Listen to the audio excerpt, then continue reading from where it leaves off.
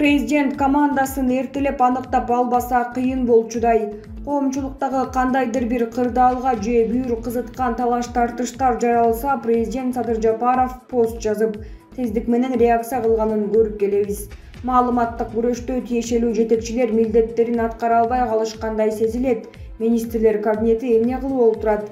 Президенттин баккандай администрациясычы саналуу гана жетекчилер иштеп аткандай. Айтор бул жааттан кадр саясатын сыдыргыга салгандай анализдеп эртелей аныктап албаса, Садыр Жапаровдун өзүнө эле кыйынчылык жаралып атканын көрүп атабыз.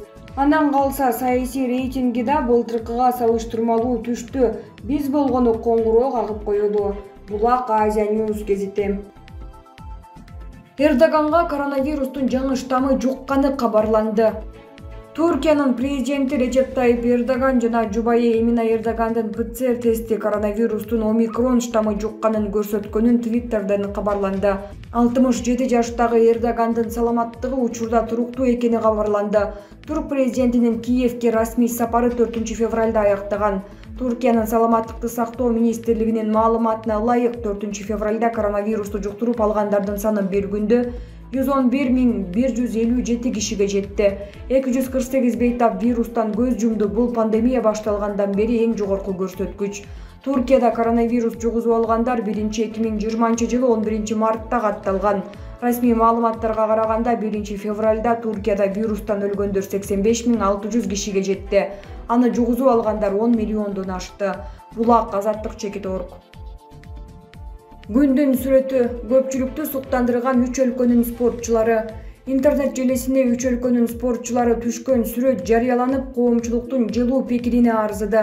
Аталган сүрөттөн Кыргызстан, Казакстан жана Өзбекстандын спортчуларынын жанаша туруп түшкөнүн көрүүгө болот. Сүрөттөгү Кыргызстандын спортчусу Максим Гордеев Олимпиаданын ачылышында Кыргызстандын желегин көтөрүп чыккан. Эске салсак, 4 февралда Пекин шаарында Пекин улуттук стадионунда 24-чү кышкы Олимпиада оюндары расмий түрдө ачылып, катышуучулар парадтан өтүштү. Иш-чаранын ачылыш аземи ар кандай шоу менен коштолду. Аталган салтанатка Кыргызстандын президенти Садыр Жапаров дагы катышты. Булак ЖТТВ чекиткейи.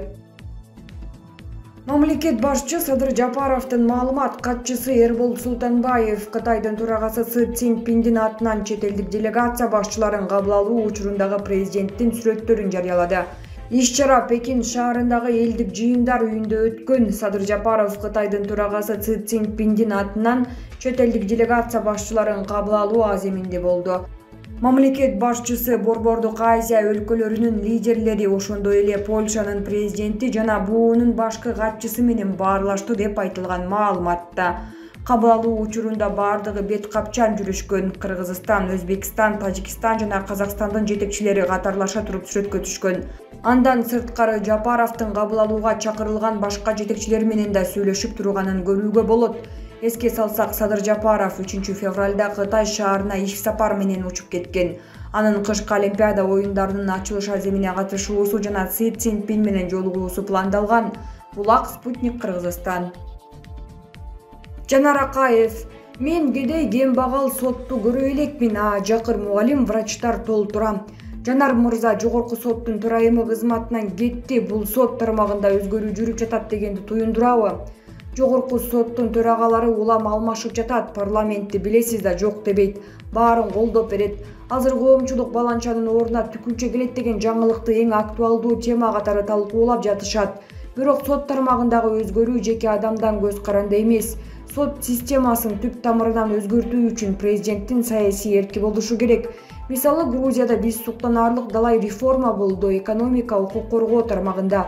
Грузия эл аралык көп рейтингтерде абдан алдыга озуп чыкты. Мен реформанын авторлорунун бири, Грузиянын мурдагы өкмөт башчысы Ника Гилауринин китебин окуп чыктым. Ал киши бир катачылыгын мойнуна алып жазып атат. Биз баарын жакшы кылдык, бирок ошого карабай шайлоодо биздин партия жеңилип калды.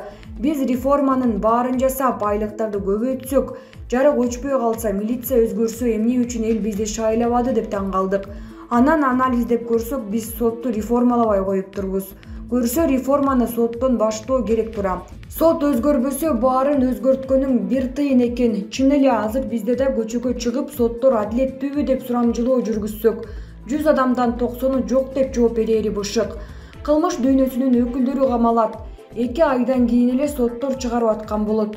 Соттун имаратынын жанына барсаңыз, айыл ападан адилеттик издеп келген байкуштар же адвокатка акчасы жок, бүт тааныш аркылуу чечиле турбайбы деп нааразы болуп жүрүшкөндөрүн көрөсүз. Өткөн чакырылыштын депутаты болуп турганда мага келген каттардын 70% соттон адилеттик таппагандар болчу. Соттордун айлыктары көтөрүлдү, 160 000 сом уурдабаганга, пара талап кылбаганга кенен жетет. Кыргызстан боюнча 500дөн ашуун судья бар. Эми алар өз жоопкерчилигин сезиши керек. Себеби 160 000 сом айлык алат деген мугалимдерге, дарыгерлерге катуу тийди. Катуу тиймек турсун коомчулукта нааразычылыкты пайда кылды. Сотту дагы, министрди дагы мугалим окутат да, ошондуктан аларды баркташыбыз керек болчу. Акча табылса эле дароо мугалим менен дарыгерлердин айлыктарын көтөрүү зарыл. Соттор буга чейин деле 50-60 000 сомдон айлык алышчу. Социалдык адилеттүүлүк үчүн эле карап көрөлү. Мен мисалы кедей кембагал сот көрө элекмин, бирок жакыр мугалим, жакыр врачтар толтура. Кандайдыр бир иш-чара болуп калганда мугалим менен сот келип калса, сот төргө отурат. Ушундай көрүнүштөрдөн арылышыбыз кажет. Булак Азия News гезити. Сабурбек Жумабеков былтыр Анжеликаны бекер операция кылдым деп эле мактанып алды эле. Мындай карапайым эл менен сүйлөшүп да койбойт экенине мен өзүм күбө болгом.